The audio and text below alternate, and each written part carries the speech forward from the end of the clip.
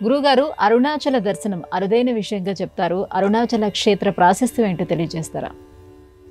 అరుణాచల శివ అరుణాచల శివ అరుణాచల శివ అరుణాచల. భగవాన్ రమణ మహర్షులు ఎందరో గురువులు, ఒక్క రమణుల వారిని మాత్రమే మనం భగవాన్ అని సంబోధన చేస్తాం.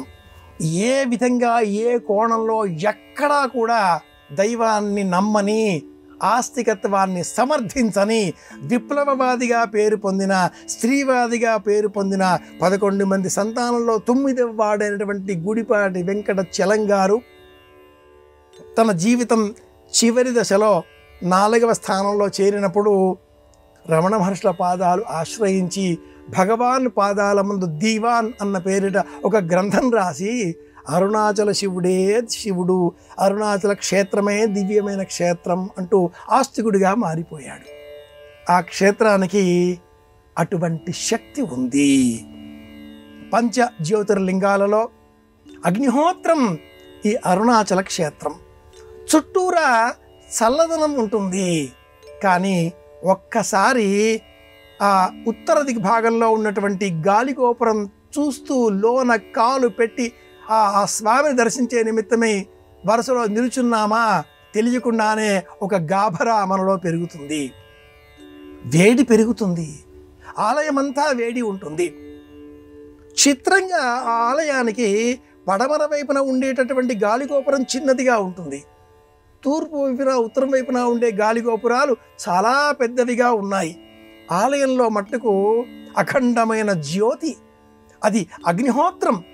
అగ్నిహోత్రాన్ని మనం భరించలేం కనుక, చూడలేం కనుక జ్యోతి రూపంగా మనం చూస్తామో లేదో అనేటటువంటి ఆలోచనతో పరమేశ్వరుడే తన జ్యోతి రూపాన్ని ప్రశాంతం చేసుకుని ఉష్ణ రూపంలో, వేడి రూపంలో, తాప రూపంలో విస్తరింపజేసిన క్షేత్రం అరుణాచల క్షేత్రం.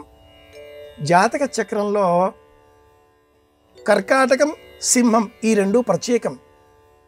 కర్కాటకాధిపతి చంద్రుడు, సింహాధిపతి సూర్యుడు. మిగతా 10 రాశులకు 2 ఆధిపత్యాలు ఉంటాయి. బుధుడికి 2, శుక్రుడికి 2, గురువుకి 2, కుజుడికి 2, శనికి 2. సింహం రవి, కర్కాటకం చంద్రుడు. ఆలయం సింహం వేడి. ఆలయం బయట ఉండేటటువంటి 8 ఆలయాలు ఇంద్ర అగ్ని లింగం అన్న పేరిట ఆరంభం చేసుకుని, సోమలింగంతో చెప్పుకొని, యమలింగంతో అలా నిరుతి లింగంతో ప్రయాణం చేస్తూ ఆ మధ్యలో అరుణాచల దర్శనం, మరి ఒక పక్కన చిట్ట చివరగా 7వ లింగం, 8వ లింగం ఈ రెండింటి మధ్యన మోక్షద్వారం అన్న పేరిట కాస్త ఆనందకరంగా, ఆహ్లాదకరంగా ఉండేటటువంటి చిన్న ఆ గదిలో నుంచి లోనికి వెళ్ళి బయటికి రావడం, ఇది ఆనందం కలిగించేదిగా, ఆయాసం తీర్చేదిగా మనం భావన చేస్తూ మళ్ళీ అంతరాలయం దాకా వెళ్ళగలిగితే చంద్రుడి అనుగ్రహం కూడా లభిస్తుంది. చంద్రుడు బాహ్య వలయం, సూర్యుడు అంతరాలయం. జీవితాన్ని, జాతకాన్ని నిర్దేశించేవి సూర్య చంద్రుల కిరణాలు మాత్రమే. ఈ రెండు ఏకకాలంలో మనం పొందేటటువంటి భారతదేశంలో ఉన్న ఏకైక దివ్యక్షేత్రం అరుణాచలం. కనుకనే నమశివాయ అనే పంచాక్షరి మహామంత్రం కంటే కూడా అరుణాచల శివ అరుణాచల శివ అన్న మంత్రం విశేషం అంటూ భగవాన్ రమణ మహర్షుల వారు చేసిన బోధనను స్వీకరించి ఆ ఆలయంలో నేటికి వేలాది లక్షలాది మంది దర్శనం చేస్తున్నారు.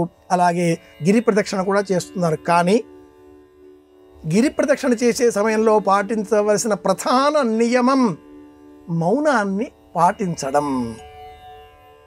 ఎంత మౌనంగా మనం ఆ గిరి ప్రదక్షిణ చేయగలిగితే అంతగా మనలో చంద్రగ్రహ అనుకూలత సిద్ధిస్తుంది.